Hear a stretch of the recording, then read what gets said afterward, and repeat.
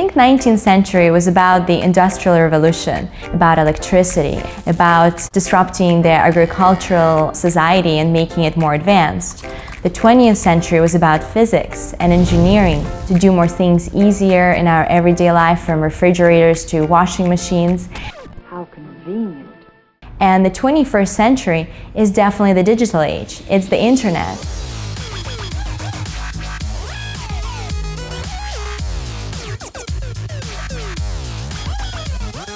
Even if you want to become a race car driver or play baseball or build a house, all of these things have been turned upside down by software.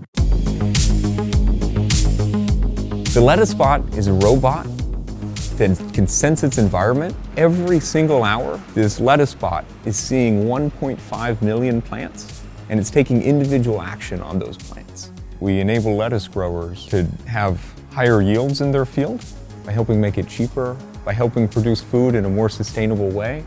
And that wasn't previously possible without computer science and technology. I have a really fun job where we build Polyvore, which kind of combines all my favorite things, so programming as well as fashion and art and design and shopping. Half the products you use these days are software products that you play with on maybe your phone. And so if you want to build something cool, you need to know programming, right? And there's so many things that you can do with computer science. So if you just work backwards from the cool thing that you want to build and figure out what that is, a lot of times computer programming is part of that, right? So you should learn the skill. It's really exciting right now. The technology that we're developing right now is going to be used by your doctor in the next decade. When you come into the office and you're sick, the doctor is going to be like, all right, spit in this cup. And I will put it into this magic machine, which is a sequencer. And in an hour, I can tell you what you have or what's wrong with you. So if we're looking for a new virus, for example, we'll download a database of all the viruses that are known. And we'll search for, our sequence of interest against a whole database of all viruses. So you still need somebody to analyze the data. The computer is not smart enough yet.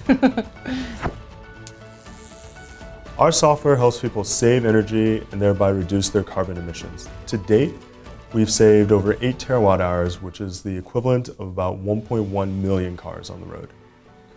When you're forecasting the wind, there's so many different parameters that go into it. It would be impossible for a human to sit down and do all those calculations. We need a computer model in order to forecast it.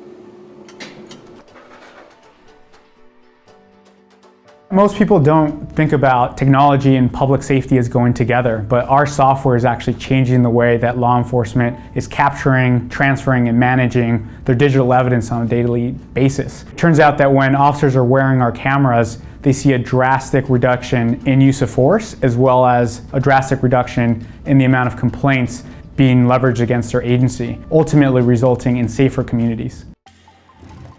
The merging of art and technology is getting more and more significant now. Because computers and software are such an integral part of our lives day to day, people are realizing that it can be quite creative to take this medium of computers and create incredible works of art. In Finding Nemo, when Crush and Squirt and all the friends are flying through the East Australian Current, you're seeing images of water flowing by, you're seeing the colors on the back of the turtle, you're seeing the sides of the fish. All of those things are generated through math and computer programs that we write that we then give to the artists, and they take that to create that final image and tweak it and make it look beautiful and look fun. The crux of it is really about invention. It's about looking at the world and being dissatisfied with things and questioning everything. I always felt like if I didn't learn how to program, it would be like not learning how to read. The future would just be closed to me.